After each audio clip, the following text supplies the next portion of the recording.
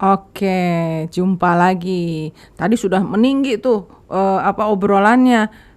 Berhenti dulu sebentar, tarik napas. Sekarang kita lanjut lagi.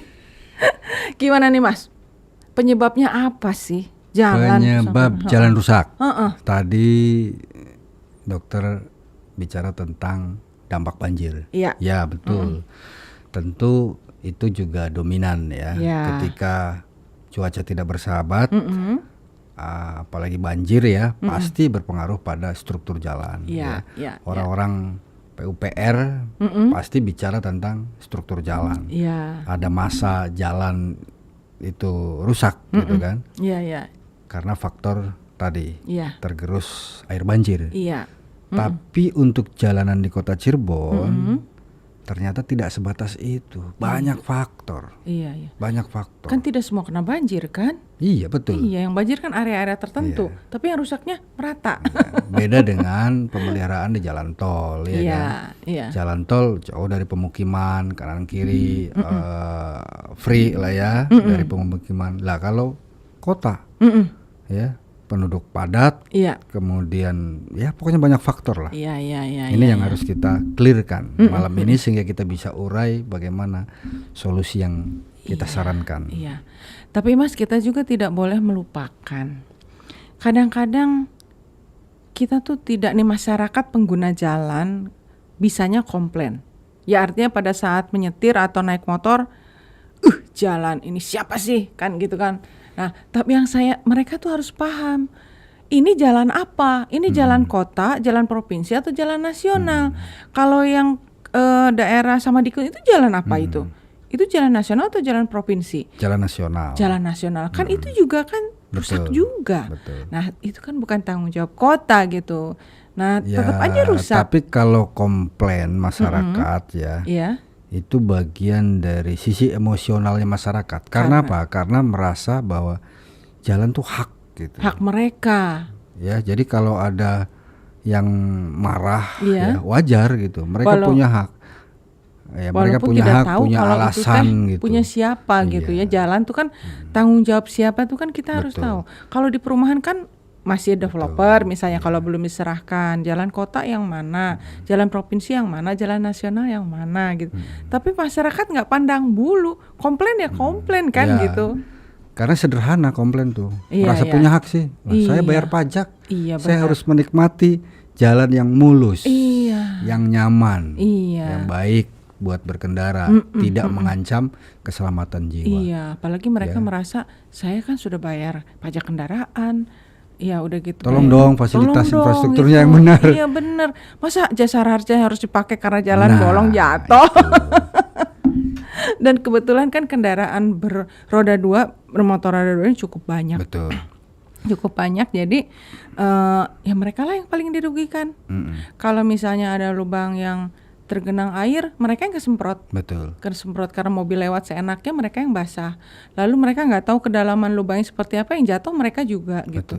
Relatif lebih resiko kecelakaannya para pengguna kendaraan roda dua. Dan problem jalan rusak di wilayah kota tuh berbeda. Gimana dengan tuh? misalkan jalan ruas utama, ya ruas utama jalan tol ya, banyak faktor. Ya, soal struktur, soal bagaimana kualitas itu ada bagiannya sendiri. Dinas, Iya, kan? Iya. Dinas lebih expert. Iya.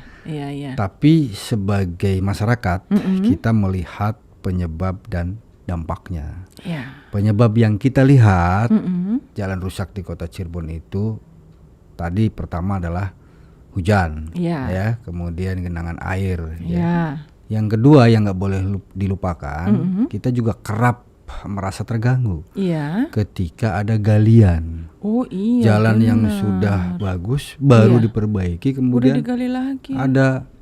Ada plang kuning, kemudian ada tulisan proyek galian. Iya benar. Entah galian pipa, entah galian kabel, entah galian drainase dan lain sebagainya. Ini yang kemudian menjadikan penyebab jalan menjadi tidak mulus lagi. Iya, karena diperbaikinya juga kan tidak sesuai dengan, tidak seperti kembali seperti semula. Betul. Gitu, quality aspal yang ada di jalan yang sudah digali kan. Iya, kadang-kadang lebih tebal, kadang-kadang malah kurang gitu. Iya. Ya, jadi jalan tuh sudah kelihatan tidak simetris strukturnya gitu. Terus mereka yang kata Mas saya itu yang tinggi rendahnya tidak sama. Jadi banjir akhirnya kalau tinggi akhirnya masuk ke rumah mereka. Hanya karena lebih rendah. Artinya gitu mempengaruhi struktur jalan. Dan kenyamanan berkendara dan juga rumah-rumah yang ada di sekitarnya.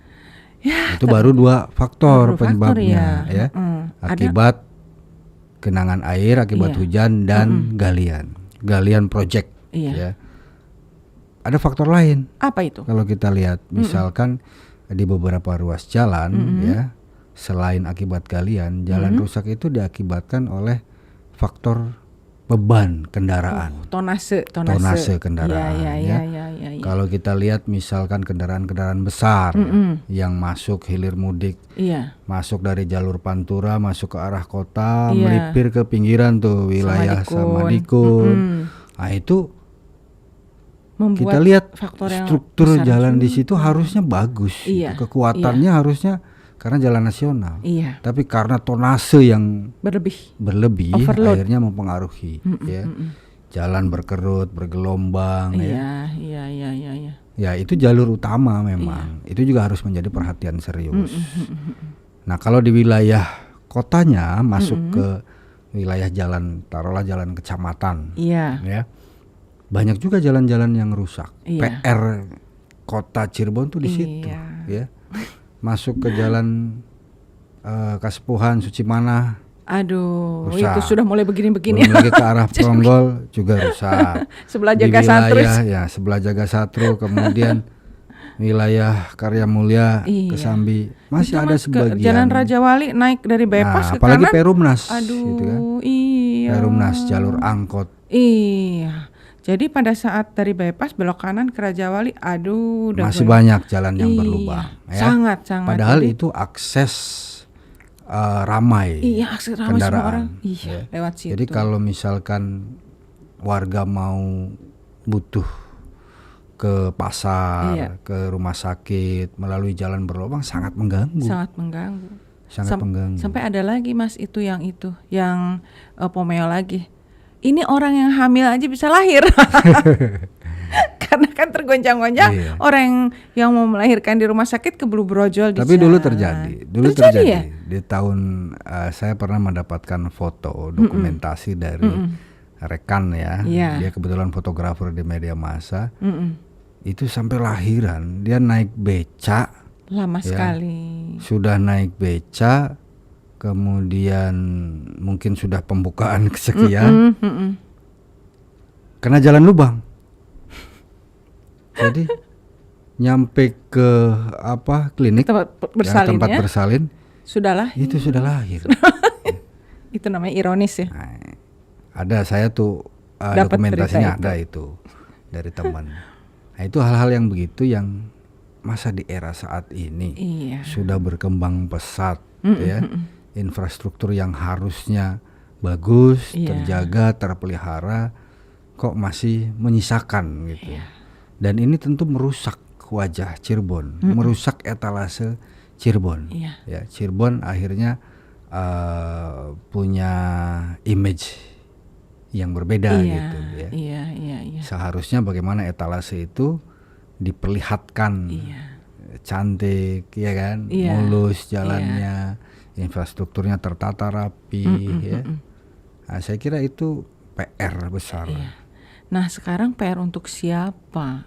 Gitu, PR untuk siapa? Apakah hanya kepada mohon maaf yang berwenang atau juga untuk masyarakat? Kita bahas ya selanjutnya, tetap di Berisik. Berbagi solusi untuk publik.